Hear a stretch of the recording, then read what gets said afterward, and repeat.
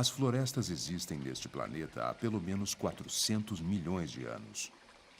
A nossa espécie surgiu há cerca de 200 mil anos e deve a sua frágil existência às florestas. São ambientes megadiversos, moldados pela natureza ao longo de milhões de anos de evolução, através de complexas interações entre todos os seres vivos, independente de seus tamanhos.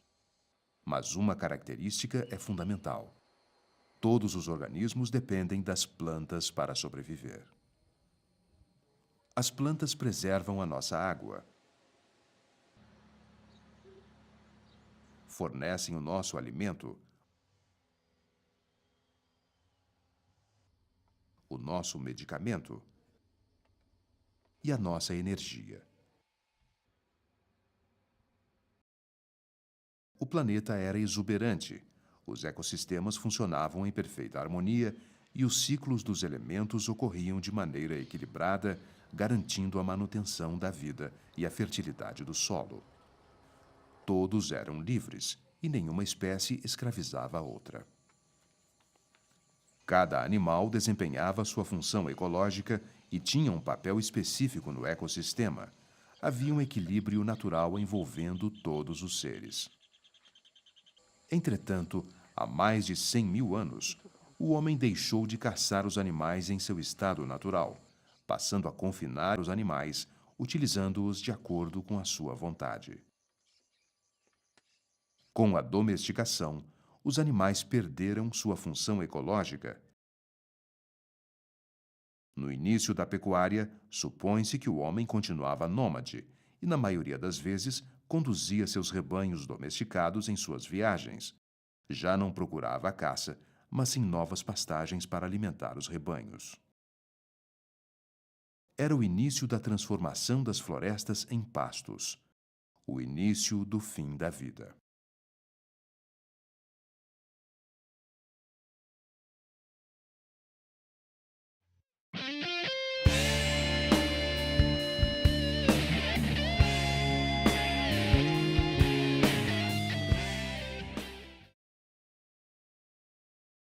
Várias civilizações antigas praticavam uma agricultura em plena sintonia com o meio ambiente. A fertilidade do solo era permanentemente conservada e havia alta diversidade de espécies nos cultivos de alimentos. Os antigos tinham um segredo para garantir alta variabilidade genética: a troca de sementes. Há pelo menos 10 mil anos, os povos produziam suas próprias sementes, na sua própria terra, selecionando as melhores, armazenando-as, replantando-as, deixando a natureza seguir o seu caminho.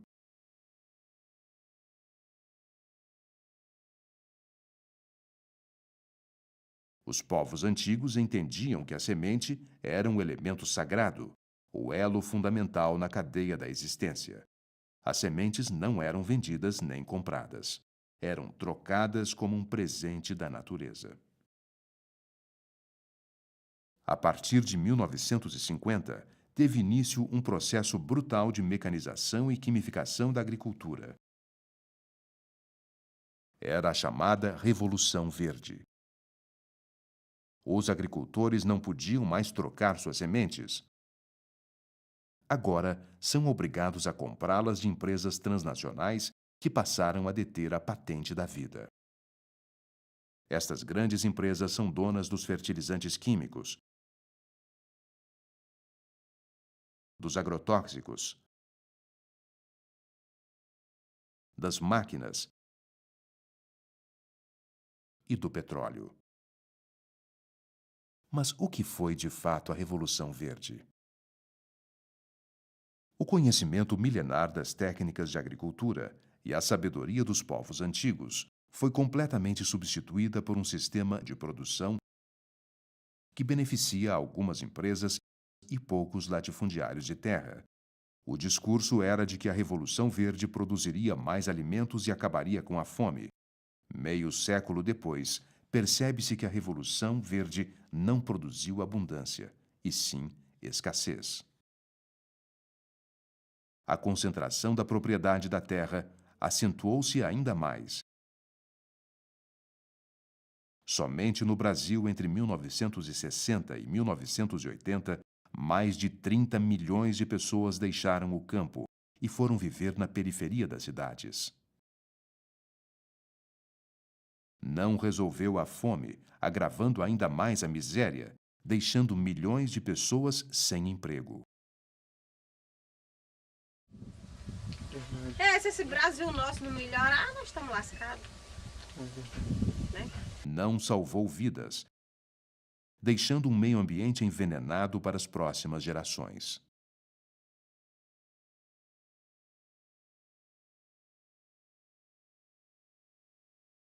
Não aumentou a segurança alimentar, pois substituiu as variedades indígenas altamente adaptadas que nunca falhavam por variedades transgênicas altamente dependentes de insumos externos e suscetíveis ao ataque de pragas.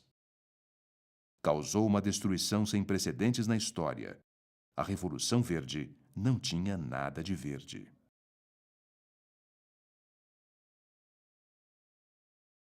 O que a gente vê hoje da pecuária na Amazônia, na verdade, é uma mera continuidade do que ocorreu desde o século XVIII, com a Mata Atlântica, com a Caatinga, o Cerrado e os outros ambientes brasileiros. Então, no processo amazônico, o que assusta é a velocidade. Então, incorporou-se aí à pecuária 65 milhões de hectares, que equivale a 3 vezes o estado de São Paulo, em 20, 30 anos. Isso é que assusta. Então nós estamos falando de um país basicamente pecuarista, né, que só está continuando a sua atividade pecuária agora sobre a última grande floresta tropical do planeta.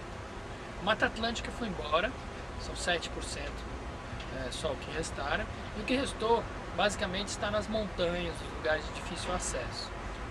Olha, no país hoje há mais bois do que gente, são 195 milhões de cabeças de gado para 190 por aí, milhões de pessoas. Mas acontece que a gente não pode pensar só na pecuária bovina, né? Nós temos que pensar nos animais que consomem os grãos. Então, na verdade é o conjunto disso que transforma a questão do cereal, da conversão de energia, num problema dramático.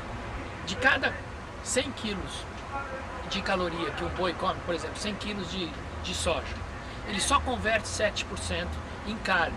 O boi é o pior animal conversor de energia. Então, primeiro, a humanidade fez um grande erro em escolher o boi, porque ele ocupa grandes espaços. Segundo, fez um grande erro em escolher o boi por ele ser um péssimo conversor de energia. Esta energia, quer dizer, na forma de grãos, daria para alimentar toda a humanidade só com os grãos que os bois comem hoje. Ou seja, não haveria fome no planeta.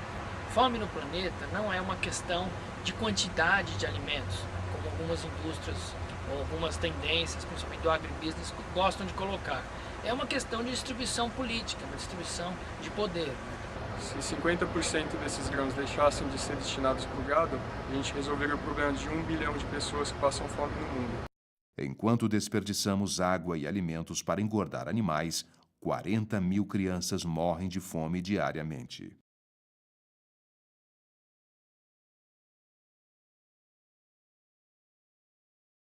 Fica claro o crime patrimonial que é destruir uma floresta de altíssimo valor energético, alimentício e medicinal e substituir por uma pecuária de baixíssimo rendimento. A pecuária em si é um péssimo negócio.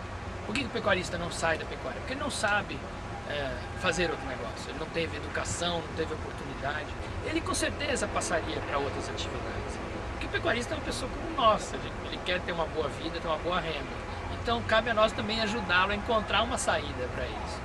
Afinal, nós estamos falando de um país pecuarista. A água é o recurso mais essencial à vida. Apesar disso, os nossos rios estão sendo poluídos pelos agrotóxicos e fertilizantes provenientes da monocultura e também pelos dejetos de bois, porcos e galinhas. 80% dos cursos d'água em Santa Catarina já estão contaminadas com fezes de porcos. Basta a gente dizer que 1/3 da população do mundo já vive a escassez de água, já vive em países onde se vive com menos de 2.000 litros de água por projeção diz que até 2025 serão 2/3 do planeta já vivendo em países com escassez de água. A gente não tinha essa percepção. Pouca gente percebe que esse é um país ocupado pela pata do boi, né? Não tem esse negócio de ciclo do ouro, ciclo da cana, é ciclo do boi só. O Brasil só teve um ciclo, só o ciclo do boi. O resto foi detalhe. O planeta não tem essa capacidade de reproduzir o modo de vida que os norte-americanos propõem ou que os europeus propõem. Eu acredito que a chave da evolução de qualquer espécie biológica nesse planeta é a economia da energia. E nós estamos frente a um grande desafio. Os recursos naturais do planeta estão sendo levados à exaustão. Além da poluição dos mananciais, a pecuária gasta muita água.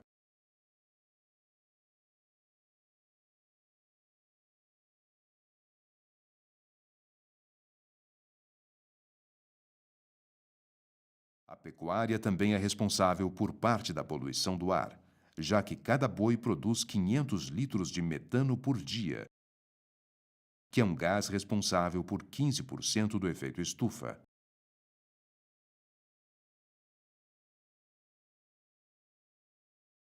Bom, a pecuária requer que se retire a vegetação nativa para a implantação de pasto, né? O pasto em si já é menos eficiente para o controle de solo e controle de erosão e conservação do solo do que vegetações com porte mais alto. E além disso tem a pata do boi, né? Se você considerar um boi aí de 500 quilos apoiado em 4 patas, você tem uma pressão muito grande sobre o solo. Então, de uma forma geral, a compactação do solo é um problema significativo em áreas de pecuária. Bom, a compactação do solo reduz, né, a capacidade desse solo infiltrar as águas das chuvas e com isso começa a haver escorrimento superficial da água.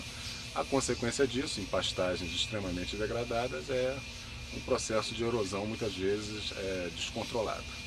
A maior parte das pessoas não tem essa informação. Tudo que a gente está dizendo aqui parece o óbvio, mas as pessoas não estão tão informadas assim.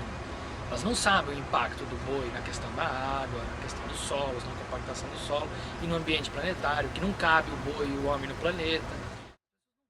O Cerrado é a savana mais rica do mundo. É um dos biomas brasileiros mais destruídos, perdendo cerca de 2 milhões de hectares a cada ano. E hoje, estima-se que restam entre 34% e 20% de sua cobertura original. As atuais taxas de desflorestamento do Cerrado indicam que o bioma inteiro pode desaparecer até 2030. A Amazônia, que é a última floresta tropical do planeta, parece ser a próxima vítima.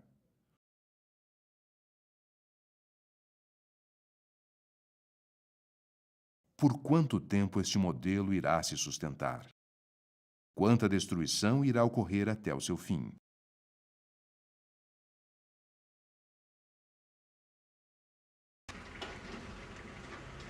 Os alimentos que consumimos são produzidos nas fábricas de sofrimento, que funcionam longe das cidades para que não se saiba o que está acontecendo. São estrategicamente posicionadas em regiões de pecuária, suinocultura e avicultura. O homem moderno nem sequer chega a pensar de onde veio a carne que está no seu prato.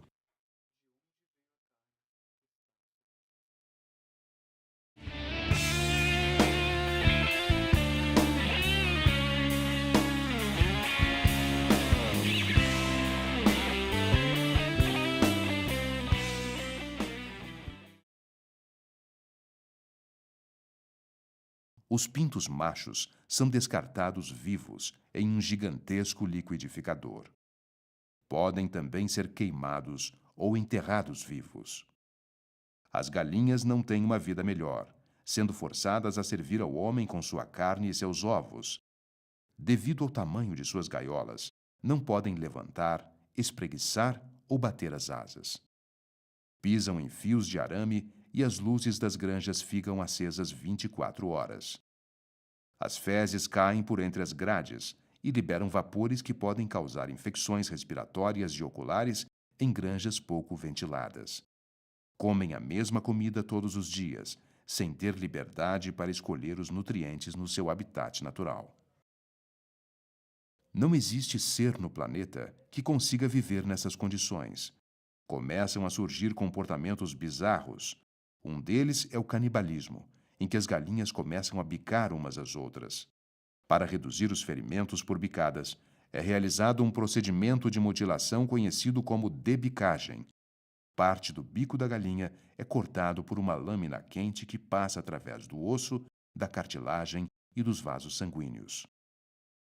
As galinhas recebem hormônios para estimular a postura e chegam a pôr mais de 250 ovos por ano. Seus corpos ficam fracos e é comum a morte devido a ovos que ficam entalados, problemas de fígado e osteoporose. Nesse ambiente é óbvio que surgem as mais diversas doenças.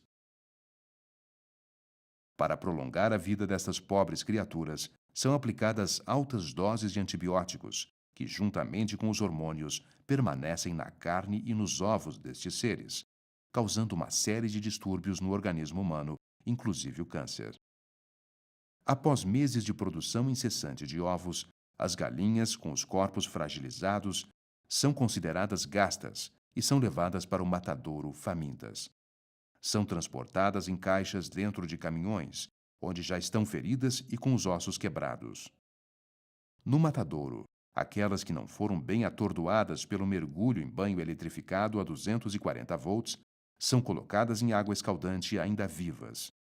Finalmente, a garganta é cortada por uma lâmina. Agora, só falta depenar e colocar em caixas para esconder a realidade do consumidor ser manipulado e manipulável. Em breve não será mais preciso depenar o frango. Já inventaram o frango transgênico sem penas.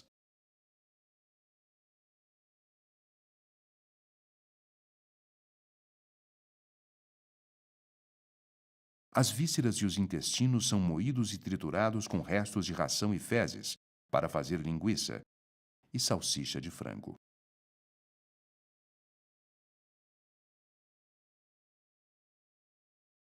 A resposta da natureza a todas essas aberrações se chama gripe aviária. É o resultado da infecção das aves pelo vírus influenza. A doença pode se espalhar rapidamente de uma granja para outra. Apenas 1 grama de esterco contaminado pode conter vírus suficiente para infectar milhões de aves. O que preocupa as autoridades é a infecção pelo vírus da influenza aviária em humanos, o que ocorreu pela primeira vez em Hong Kong em 1997. A partir de 2003, vários países asiáticos notificaram surtos de influenza aviária de alta patogenicidade.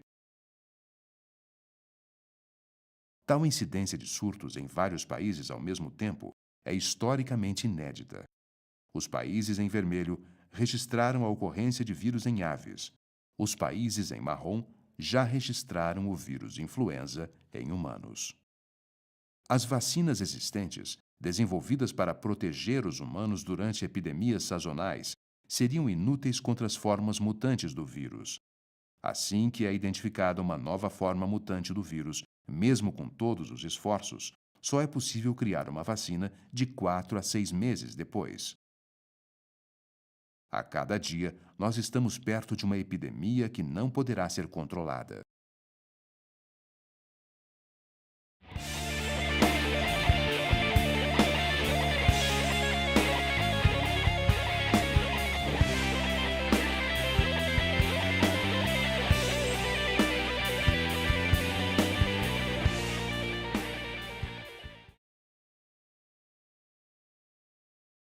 Antigamente, os bois eram escravizados para trabalhar na roça. Mas com a revolução da mecanização da agricultura, pouca gente escraviza os bois para trabalhar. Entretanto, a vida deles não melhorou. Quando os bezerros nascem, mal chegam a sentir o calor de suas mães e, em vez de mamarem nas suas tetas, mamam em mamadeiras artificiais. Em muitos lugares, os machos são levados para fazer carne de vitela, conhecida como baby beef. Os bezerros são deixados em lugares escuros e permanecem acorrentados 24 horas por dia, sendo alimentados somente com leite, o que causa anemia. São mortos com alguns meses de idade. O cadáver anêmico do bezerro é considerado uma iguaria. Quando não se faz carne de vitela, os bezerros machos são engordados e alguns serão reprodutores, um sistema conhecido como cria, recria e engorda. As vacas não têm uma vida melhor. São forçadas a servir ao homem com seu leite. Mas acontece que o leite da vaca é para o bezerro. Da mesma maneira, o leite da nossa mãe foi feito para nós. O ser humano é o único animal do planeta que bebe a secreção de glândulas mamárias de outra espécie.